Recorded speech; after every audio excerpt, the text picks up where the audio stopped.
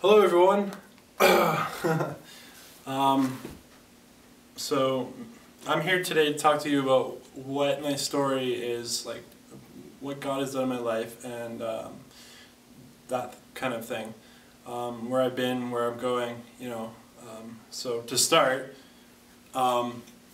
many of you may not know by looking at me, and you might not be able to tell by looking at anyone in general where they're from, who they are, what they like, various different views on the world and religion, or I don't know what kind of sandwiches they like.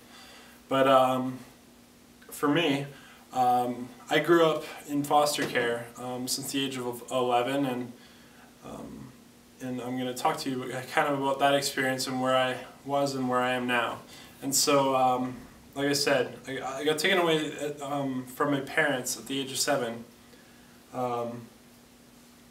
For me, that was a very interesting experience. I was told because my parents were into drugs and alcohol, and they were very abusive towards me and my sisters, emotionally and physically, depriving us of whatever, but loving us as much as I could. You know, we got taken away because they weren't fit as parents. So I got sent to foster home. My first foster family, or foster home, was a very interesting experience because I was taken away and, you know, kind of like thrown into a situation where I'm told, hey look, these are your parents now, like these are the people you know, who are to look after you or whatever. So anyways, I got told when I was with my parents that because if I ever did anything wrong, or if I had ever stepped out of line or anything, that child welfare would come and take us away. And so, you know, I always thought because this happened, you know, like a part of me always thought that it was my fault. Like I had done something wrong, that I had driven people or brought attention, and they came and took me away, which doesn't really make sense, but in the mind of a child, I guess it does. And so I got sent to various different kind of psychiatrists and assessed in various different ways. At one point I even got sent to the hospital to go and live there, and to live there and to go to school there, and to, you know, with a bunch of other kids, and for them to figure out what was wrong with me, why I was the way I was. And you know, I was a very angry child with reason, but you know, they were trying to figure it out. And so for that reason I always felt like I was broken, or something wasn't right in my mind, or you know, because all the other kids at school never had to do those things, you know. They had good situations at home, like what is going on, kind of thing. Anyways, throughout that experience I ended up getting medication, and for my ADHD, and and for my growing depression, which I'll talk about in a moment. I moved on to my second foster home because the first foster home could not handle me. I guess it was a bit too much for them, you know, and I don't blame them. I was a pretty interesting kid. So I moved on to my second foster home. This foster home was really great. They treated me like family, you know. I really felt like I was their son, and there was other foster kids there sometimes, but it was, you know, they were like my mother and father, you know, and it was really great.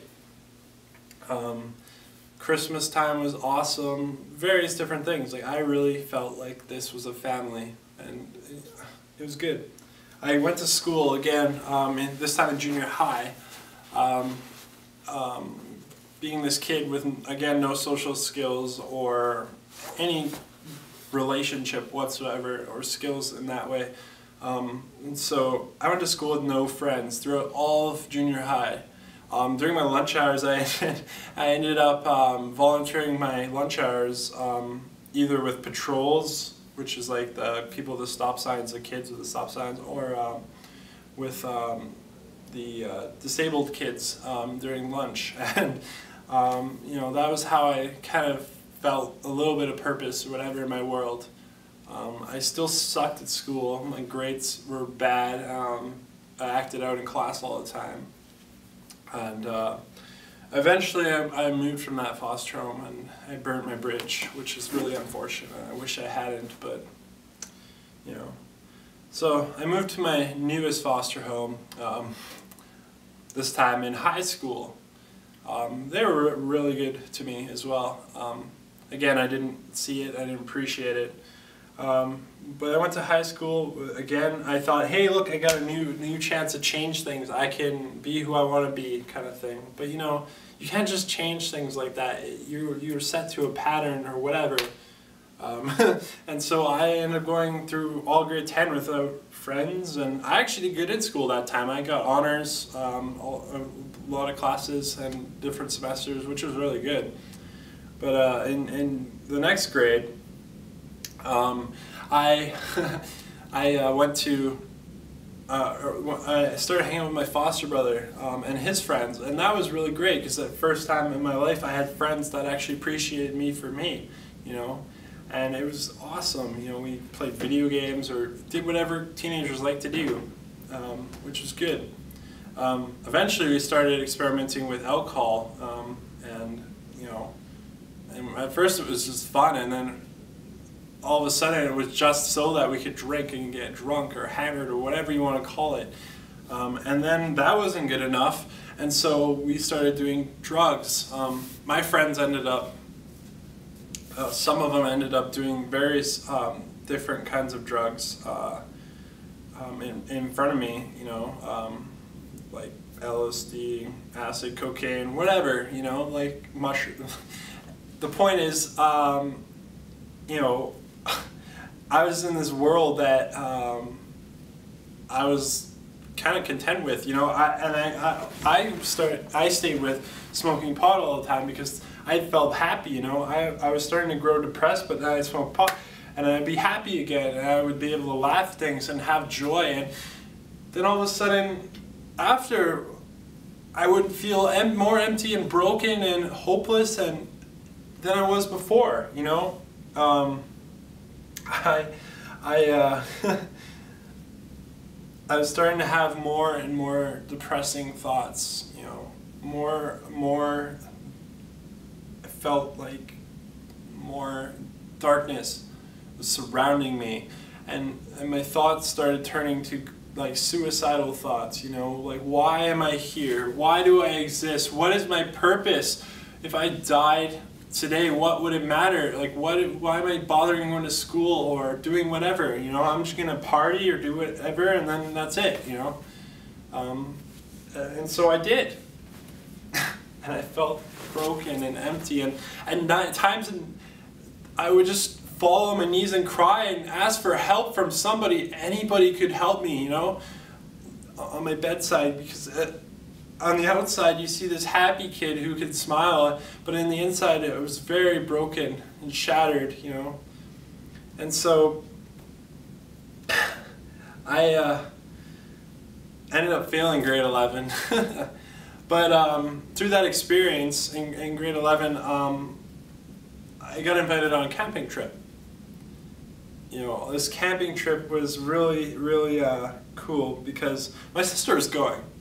And it was awesome, you know. I was like, all right, there's an opportunity to visit my sister. I never got to really do that. And I also got to meet a person named Melissa, who is a youth worker, I guess, with Youth Unlimited, Youth for Christ. And basically, I went to this camping trip not knowing what it was, and I got told about Jesus. I got told about what he did and who he was, and I was like, perfect, this is how I get out of where I am. This is how I can live my life and be happy, and you know, I can accept this Jesus in my life and I'll be happy again and I'll be good, you know. And throughout the whole I got told this amazing story, but I don't really remember much of it. All I remember is being really excited that night. After that camping trip, I still went back to drinking and doing drugs and skipping class and whatever I was doing at the time, partying or, you know. But there was always this youth worker, Melissa, who'd meet with me, usually weekly for coffees or whatever. And she would just talk to me about life, whatever was going on, you know. I'm sure at times she must have been really frustrated with me. But, you know, we just started hanging out every week, and I actually look forward to that. That was one thing that, you know, really kept me sane or whatever. I don't know how to exactly explain it, but it turned out like that though I had this youth worker or whoever in my life, I accepted God, but I hadn't really, I was still living for myself. I was still doing all these things just to benefit for myself, and because of that, I still felt broken. I was like, what the heck? I have God in my life. Now I'm okay. You know, like I should be feeling better, but you know what? I was starting to feel worse. My depression started to consume me like crazy. I just wanted to like leave this world, like leave this pain. I don't know why, and just quit.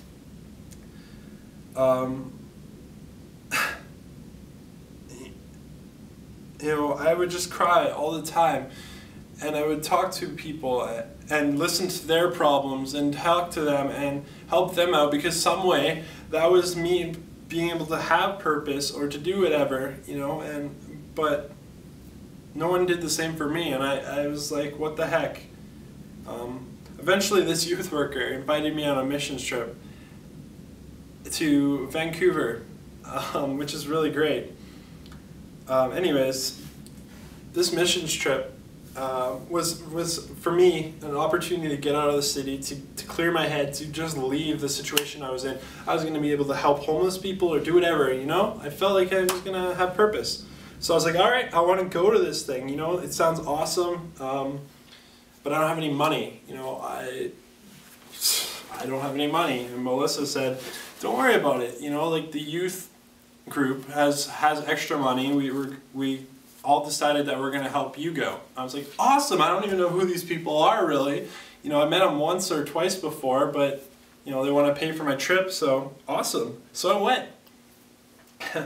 And on this trip, I you know, let me tell you, it was a really awesome experience, because I got to experience waking up in the morning and feeling like I was changing things or having a purpose. You know, I would go and serve homeless people at a shelter, giving them food or hanging out with them, having conversation. I would do all those kind of things, you know. At one point we went to a place called Potter's Place in Vancouver East Side. And it was a church, and I was told that I was going to be on the worship team, which is kind of silly because I suck at singing.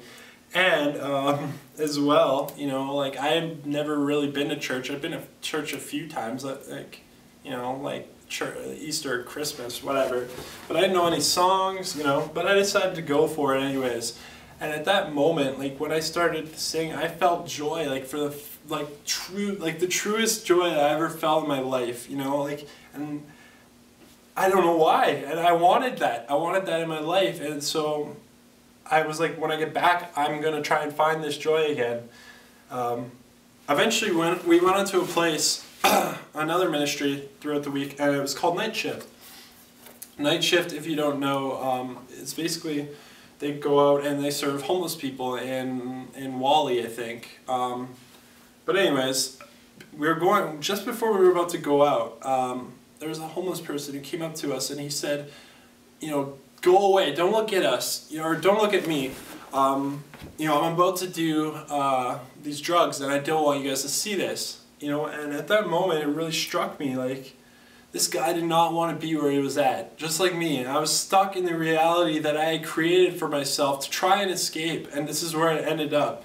This is where this life was leading me to, and I need to get away from it. At that moment, just like after, throughout the experience, Melissa came up to me again and she asked me, like, how does seeing all this make you feel? Like, does it remind you of your parents at all? And at that moment I just started to cry, and I don't know why. You know, I think at that moment I had just like been overwhelmed with something, a force that I couldn't see, or just the realness of the whole situation that I was in and where I was in my life. then she proceeded to tell me that all of the money that was used for the trip was not paid by the youth, but it was paid by her and her husband, that they had felt like God had told them to save this money so that I could go on the trip. And at that moment, I understood. You know, God really did love me. He did care for me.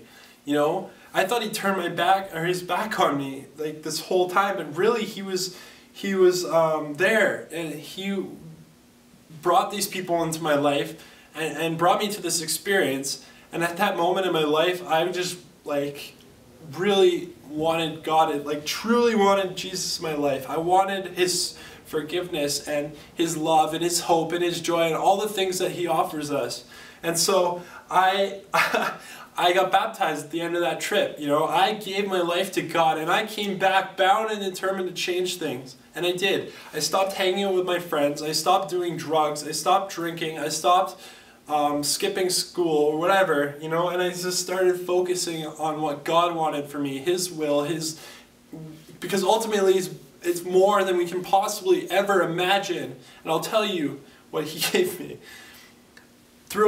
When I was at night shift or whatever,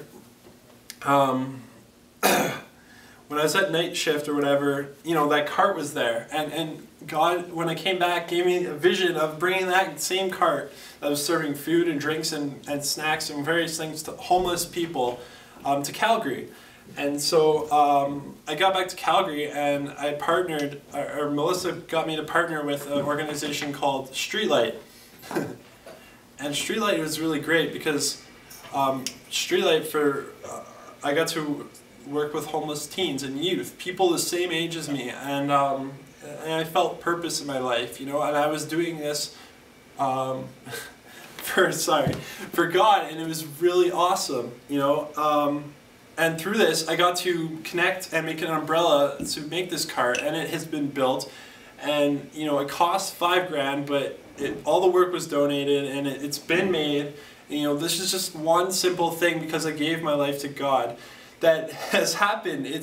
My life has been transformed.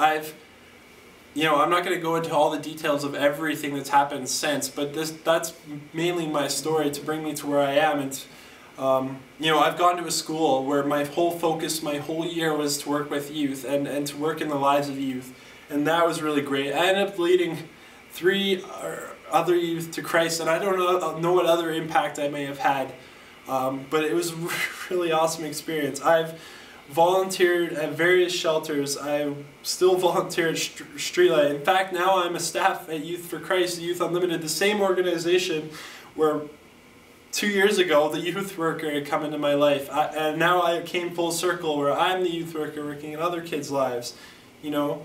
And this is all because I had accepted this Jesus into my life. He had changed and transformed things. I was no longer this broken, empty kid. I was full of purpose and set ablaze to change this world for good, and that is so amazing. And so yeah, that's basically my story, you know, in a nutshell. And I'm thankful that you guys could watch this, and feel free to comment or whatever. I know it's a bit long, and I'm sorry, but thanks for watching. And if you have any questions, feel free to email me or message me, whatever, you know. And if this is something that you want in your life, and you don't know Jesus yet, feel free to you know, let me know, or talk to somebody you know that knows God, anything, you know, or just talk to God yourself. It doesn't matter. But if this is something you want, if you want change, if you want something